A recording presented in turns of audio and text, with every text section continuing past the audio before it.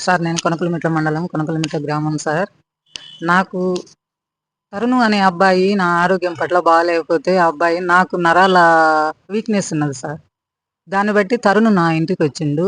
తరుణు ఏదో నా బాధలు జూసి, "అమ్మా ఏం బాగాలేదంటే," "అవునబ్బాయి నాకిట్లా బాగాలేదు. లలిత హాస్పిటల్‌కి నేను 10, 11 నెలలెళ్ళాను. 1,60,000 ఖర్చు పెట్టుకున్నాను. నాకేమి ఉపశమనం లేదబ్బాయి. ఇంక నేనేమి వాడదలుచుకోలేదు" అంటే, "పెద్దమ్మ ఒక్కటి నేను జెప్తాను నువ్వు వాడు పెద్దమ్మ" అంటే, "భలే జెప్పినవు లేవయ్యా నేను వాడనని" చెప్పాను సార్. అయినా ఆ అబ్బాయి బలవంతం జేసి నాకిచ్చాడు.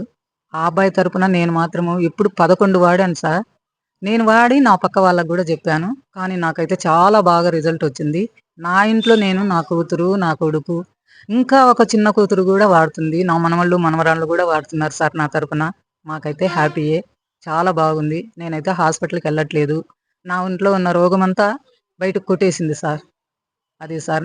సో, దీనివల్ల ఇవి చాలా వాడిన తర్వాత రిజల్టొచ్చింది. హాస్పిటల్‌కి మళ్ళీ ఏమన్నా ఎళ్లారమ్మా? ఎళ్ళలేదు సార్. ఎళ్ళలేదు. హ్మ్. మీరెళ్లారమ్మా? ఒక్క బిల్ల ఎళ్ళాలె. ఒక ఇప్పటిదాకా బిల్లగానే మీరు ఏ మెడిసిన్ ఏసుకోలా? ఒక బిల్లగానే ఏసుకో. ఒక టాబ్లెట్ ఏసుకోలేదు. ఆ! నేనైతే అది రోజు, ఒక్కటే. రోజు మార్చి రోజు నేను హాస్పిటల్‌కెళ్ళాలి సార్. నా బీపీ, నా షుగరు, నా గ్యాస్ ట్రబులు అయన్నీ చూయించుకోవాలని ఒక్కొక్కసారి నేను 2 సార్లు ఎళ్ళేదాన్ని సార్. హ్మ్. అయినా నా బీపీ డౌన్ అవుద్ది. "అమ్మ బీపీ డౌన్ అయింది" అని అంటాడు. ఎందుకు డౌన్ అయిందంటే నాకు తెలీదంటాడు ఆ డాక్టర్ గూడా.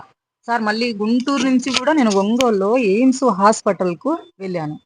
అక్కడ గూడా నాకు ఉపశమనం ఇలా. ఓరు వరాకి వల్ల నేను చాలా చాలా చాలా చాలా బాగున్నాను సార్. 100% బాగున్నాను సార్. నా వల్ల నా పక్క వాళ్ళకి గూడా జెప్పాను సార్. వాళ్ళు గూడా నా సొల్యూషన్ ప్రకారం వాళ్ళు వాడుతున్నారు.